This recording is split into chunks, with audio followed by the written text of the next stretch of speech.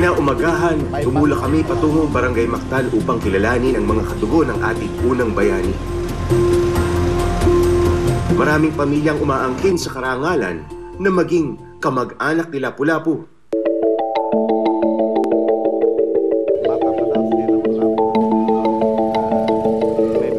Ang Punta Engganyo, dito sinasabing nanirahan si Lapu-Lapu at ang kanyang pamilya. Naglipa na rito ang isa pa sa kamag-anak daw ni Lapu-Lapu, ang pamilya Pagobo. Si Lapu-Lapu, paano niya naging kamag-anak? Puhan, ako nga puhan. Apo? Apuhan. Apo. Oo, apo. Layo nun eh, di ba? Layo na. Malayo na. Paano ho nangyari yun?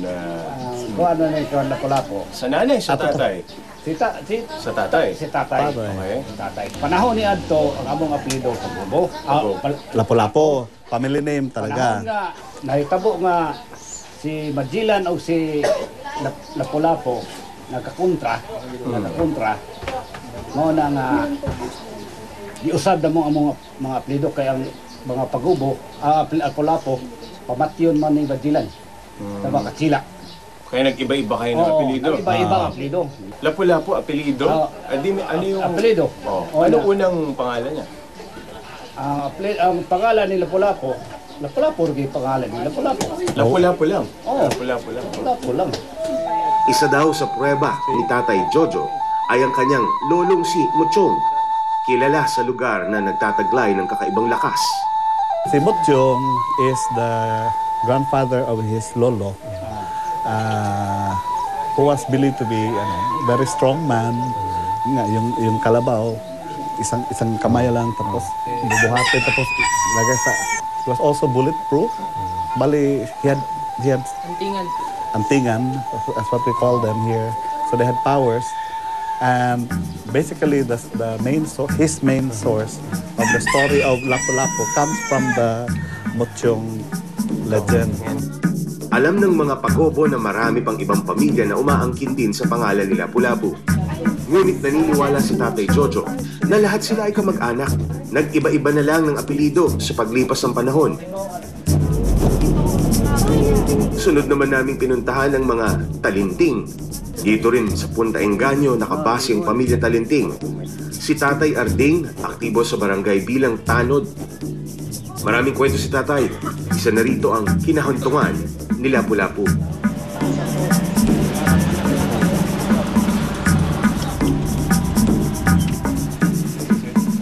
Dinala niya kami sa isang pribadong lugar kung saan ang pasalin-salin na kwento ni Lapu-Lapu ay tila nanganak ng sari-saring alamat. Halimbawa na lang, ang batong ito raw ay ang mismong tatay ni Lapu-Lapu. Pero kining lugar sa una, wa paningan ni Punta Engganyo. Ganla ni sa una diri og lugar ni Dato Mangal. Papa ni Lapu-Lapu, no? Hindi daw ordinaryong tao si Datu Mangal. May kakayahan daw itong makakita ng mangyayari sa inaharap. At posible daw na nakita nito ang magiging laban ni Lapu-Lapu kay Magellan. Ginganla niya ni lugar o lugar ni Dato Mangal. Usaya siyang gitahod sa mga tribo dinhing lugar. Unya karon ning abot man ang kasaysayan suma sa iyang pagpanagna kay kusama sila ka manggialamon bisag way grado nga giingna niya si Lapu-Lapu si malingin nga Lapu-Lapu. Pagbantay kamo kay tunay mo kontestar sa mga lugar kung dili maoy ang langyaw ang mga Espanyol. Sa kabilang dulo naman ng Barangay Punta Engganyo, matatagpuan ang isa pang bato.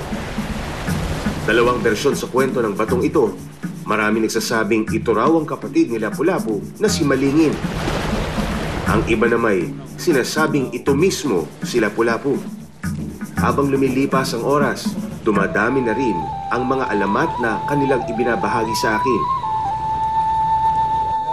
Ipinatayo raw ang simbahan at mga rebultong ito ng isang kamag-anak ni Lapu-Lapu dahil sa isang panaginip. Sino ba ito? Ito si Lapu-Lapu. Ito naman si Mangal. Mangal. Si Malingin yan. Malingin kapatid. Lapu-Lapu. At saka yung doon, si Bauga yata yun. Bauga. Sino si Bauga? Asawa ni Mangal. Kapatid ito si Lapu-Lapu at si Malingin. Naniniwala silang ang mga rebultong ito ay nagdadala ng swerte sa sino mang dadalaw dito. Kung swerte ang dala ng rebulto sa Punta Inganyo, kamalasan naman umano ang dala ng estatwang ito. Itong oldest statwa. Yeah, ni apparently Lapu-Lapu. this is the 1933, no? 1933. Oo. The municipal hall used to be across. May mga kwento na pinalitan ng mga weapons, ano? Oo, yung original dito, bow and arrow yata. Bow and arrow, Kampana. Oh. pana. Pinalitan ng orihinal na sandata na hawak ng estatwa dahil sa mga naganap sa 3 mayor ng Opon na ngayon ay Lapu-Lapu City na.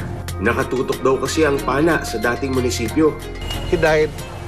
He was not able to complete his term. Okay, But okay. shortly after the completion of the monument, namatay siya. Okay. But then the one who took over him, his nephew, Oo. namatay din in office. De la Serna rin. Mayor De la din. Serna Okay. din, oo. And then the one who replaced him also died. So with these 3 deaths in a row, All natural deaths. apparently. Okay. So when with the 3 deaths, people started talking yung bali yung jinx ng estatwa. So the one who took over decided to change the The bow and the arrow, bow and arrow with into- the pistol. May nangyari bang masama doon sa mayor na nung pinalitan yung... Wala. Wala He na. was able to finish his term, and in fact is the longest serving mayor of the municipality. Parang 32 years yata. Baka may seal of approval nila Lapu-Lapu. Siguro na. Kasi like, ang bow and arrow is the weapon of the infantry, yung bali lower class soldiers. Correct.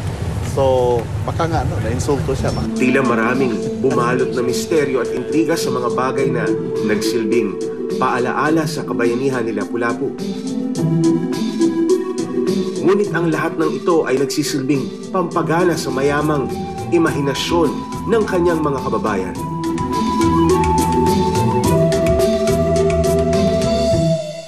These are the weapons that Lapu-Lapu would have used. So mahaba ba yung kampila? Mahaba, mahaba. If I were Lapu-Lapu, I need to kill Magellan. This is what I would use.